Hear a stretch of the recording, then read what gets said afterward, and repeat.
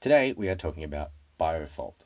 For this impressions video, I played half an hour, and in this half an hour I was able to see a decent amount of the crafting system, or at least the beginnings of the crafting system, and the big bad enemy. You don't have to worry about any spoilers. In fact, I don't really know how many spoilers this game has, because it doesn't seem super story heavy.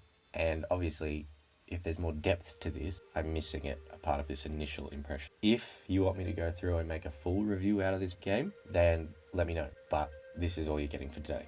Now, this game is a little indie game that came out today, or yesterday, depending on where you are. And it's all about being stuck in this decaying science laboratory and being chased by this evil creation. Pretty simple concept. I'm sure a lot of people will be familiar with the kind of gameplay you would expect. The unique part about this game is its crafting system. In this game, you are a scientist and you must build and create a bunch of different chemical solutions to complete different tasks. This system's great. It's really rewarding, it's really enjoyable, but it does come with some issues.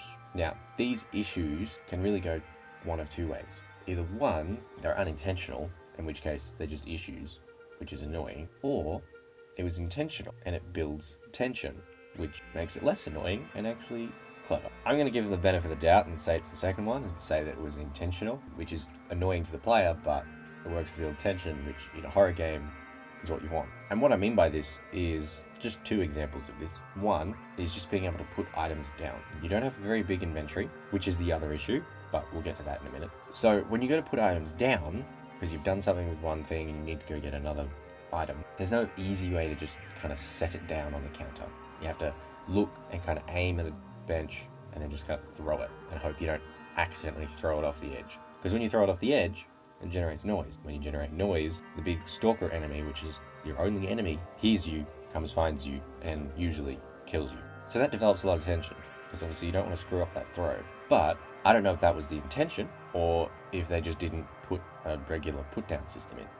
The second thing, as I mentioned before, is the inventory. It kind of looks like there's a lot of spaces, but as far as I can tell, you can only access one of them, which basically means that you can only pick up one item. You're going to do one thing at a time, and you got to keep moving. So it generates a lot of opportunities for you to make more noise, and as a result, attract the demon peak thing. Again, this is either really annoying, because it's done unintentionally, or it's done on purpose, and they want you to run around a lot, and do this and build the tension. In that case, it's great, because it does exactly that. The one enemy in this game, the big demon pig thing, is genuinely creepy.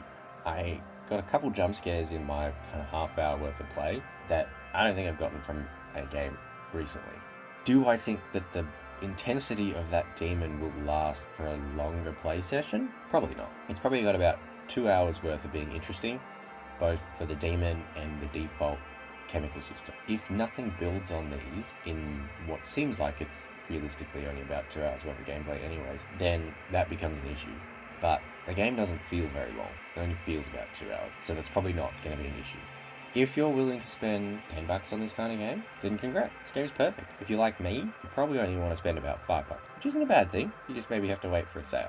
Look, let me know if you enjoyed this kind of impressions video, or even just the fact that I'm talking about an indie game instead of a huge AAA game, because I would love to do more. Thanks for watching. I hope to bless your ear holes again very soon. Don't forget to like and subscribe. Comment down below if either you've played the game, you want to play the game, or if you want me to play something else. Otherwise, see you soon.